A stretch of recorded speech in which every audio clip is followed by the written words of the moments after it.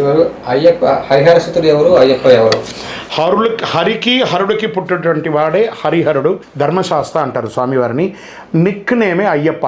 శివయ్యకు వెంకటప్పకు పుట్టారు కాబట్టి ఆయన అయ్యప్ప అని అన్నారు. కానీ స్వామివారి ఒరిజినల్ పేరు ధర్మశాస్త్ర, కాళశాస్త్ర, వీరశాస్త్ర, క్షిప్రుశాస్త్ర, భూశాస్త్ర, ఆకాశ శాస్త్ర, కళ్యాణవర్ధ శాస్త్ర, జగన్మోహన సుందర శాస్త్ర, సుందర పాండిత శాస్త్ర, లక్ష్మీ శాస్త్ర అని స్వామివారికి 18 అవతారాలు ఉన్నాయి. ఈ అవతారాలన్నింటినీ బ్రహ్మశ్రీ డాక్టర్ చంద్రమౌళి గురుస్వామి గారు ఇప్పుడు కలిలో తిరుపతి క్షేత్రంలో జీవలింగేశ్వర స్వామి సన్నిధానం జీవకోణ అనే ఒక ప్రాంతంలో కట్టారు. సమాజానికి అంకితం ఇచ్చారు. వచ్చి దర్శనం చేసుకోండి. అలనాడు పరశురాముల వారు కేరళ రాష్ట్రంలో ప్రతిష్ఠించారు. చాలా వరకు అవన్నీ కూడా కాలగర్భంలో గెలిపోయింది.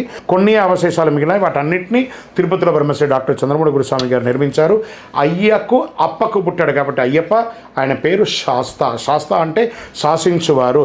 దానికి ప్రమాణం ఏమైనా ఉందా అంటే వేద ప్రమాణం ఉంది. ధాతా విధాతా పరమోద సందక్ ప్రజాపతి పరమేష్ఠే విరాజా స్తోమా చందాగం చ నిహిదోమాహురై తస్మై రాష్ట్రమభిసన్నమామ అభ్యావర్తత్వమేత శాకమైకం శాస్త్రాధిపతిరోస్తు అని చెప్పబడింది.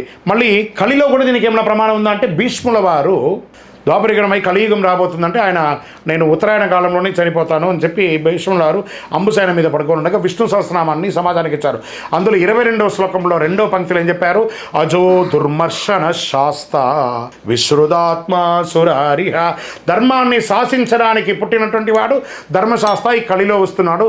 కోరిన వారికి కొంగు బంగారంగా ఉంటాడని చెప్పారు. ఆయననే ధర్మశాస్త్ర అయ్యప్ప. శరణమయ్యప్ప.